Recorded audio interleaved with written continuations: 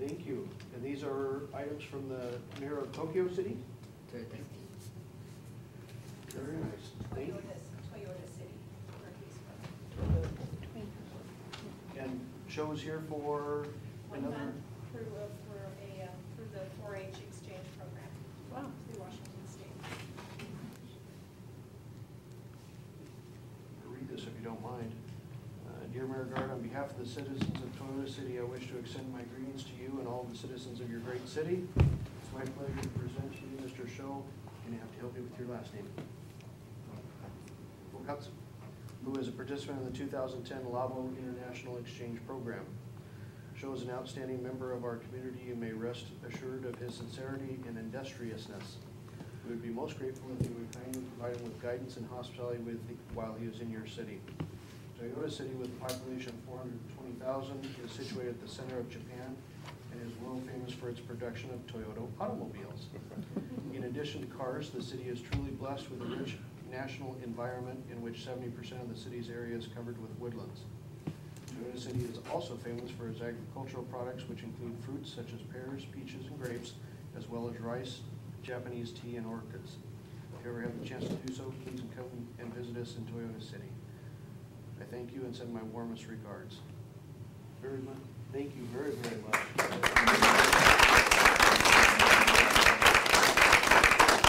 Do you have any places left to take show that you haven't shown him yet before he heads out again next week? Skamania County Fair, several places. We've done quite a tour of the area. He's a good traveler. He snowboards. Oh. Great time of year to be here. We can go to Timberline Lodge. Yep. Well, very nice. Thank you very much again. Thank you. Thank you for your time. You bet, Marie. Thank you for putting this together.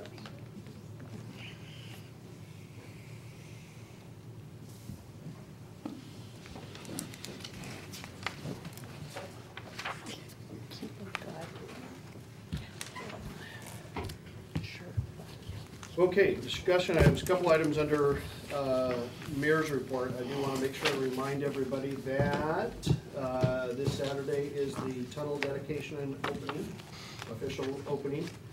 Trevor, do we have any account on the RSVPs that have come back from invitations that you've sent out? We're well over 100 right now. Yep. And a lot of those were just blanket invites to other jurisdictions, elected officials. So, yeah, pretty good feedback so far. Did you get Baird? Yep, Yeah. he's in. What- As of what today. time? 11 o'clock. I have a quick question for Trev. If is there any kind of an agenda for that event? Yeah, I just sent that off to Kelly Love today at Baird's office. Okay. So I'll send that out to council as well. Because I saw something come through the Yahoo group, which is like the petroglyph team, and they were asking if there was gonna be any recognition of the interns or. Right, and we're still fine tuning that. I had an email late today from Mayor Gard on exactly where we're gonna stage and put people in that Okay. agenda, All right. including Congressman Baird and guest speakers, and so we'll roll that out and get it to you ahead of time. Great. That same day, you certainly have it's kind of neat the way things are being staged out. The Heritage Days from the museum are that same day and just starting just after the tunnel dedication. And then the cruise in for the Lions Club happening at that same time, just ahead of us. The farmer's market is obviously up and going, so a lot of different pieces happening all at the same time. We also have, I was down and visited with them today, the new Hearth Brick Oven Bistro.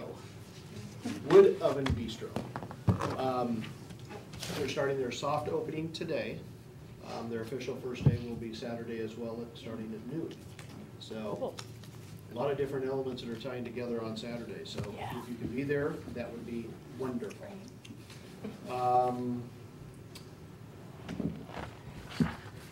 The other item that we wanted to take some time with is a discussion on the council meetings themselves and running of those, the rules, all those kind of good things. I was incorrect in some of my statements last week during the council meeting in regards to the abilities of the mayor during council meetings and that type of stuff. There is in fact language in state law, and there are also officially adopted rules by the City Council of Washougal in how we run those meetings. certainly would have been helpful before last week had I even been given a copy of those, because it probably would have eliminated a whole lot of those questions. But regardless, the proper course last week in regard to the rules that we have in place and what state law allows for, I certainly would have been best put to ask for a consensus of the council before I limited the number of speakers that we had on the individual topic. Thankfully, it wasn't something where my error resulted in any kind of an outcome for action taken, given the fact that the item had already been before the city council and had already been acted on, and I think we'd be silly if we thought that that was going to get rescinded back. So, in light of the issue, though, I've asked Mr. Scott and Jennifer to put together some information for you in regards to what is there, what the council has adopted in the past. Surprisingly, some items that were amended by council in 2006, but never fully finished, implemented, and everything else. So accordingly, they've reverted back to the 2004 information. But what I'd like to do is make sure and put this item on to have a little bit of discussion tonight, and then also put the item on to the August 30th workshop meeting, so that we can do a little bit of training, and then also get feedback from council on some potential adjustments to some of the items that are contained in there. So with that, Dave, Jennifer? Thank you, Mayor. Before I get into some of my comments, I just want to make sure that we're all oriented to what was in your, or what was handed out. There's three excerpts from RCW where I underlined some pertinent language. We'll go over those in a minute. Then, as the mayor mentioned, Resolution 902 is included, as well as an appendix to that. Page 104, and then at the very end, Jen prepared a chart that just gives a little bit of chronology and history around your own rules, and I'll speak to that in a moment.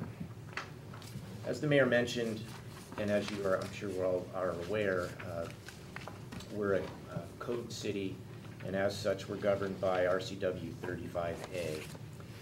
There's lots of information in 35A about how we're governed under statute, but pertinently, under duties and authority of the mayor in 35A 12-100, you'll note that the mayor presides at meetings of the council and has a vote only in the case of a tie with respect to matters other than the list of things there. That came up a little bit at the last meeting, and that's just to clarify for all of us kind of the mayoral powers and authority with respect to meetings. So general presiding and a vote in ties, certain ties. The next page in the packet is 35A 12-120, which deals with the council and its form and its rules and its voting. And here, the council is enabled by statute to determine its own rules and order of business, and you may establish those rules for the conduct of your meetings and the maintenance of order at your meetings. That last sentence in the first paragraph there that I've underlined, and I'll just read that briefly. At the desire of any member, any question shall be voted upon by roll call, and the ayes and nays shall be recorded in the journal. I guess that would be our minutes. Basically what you see here is that you are enabled, you must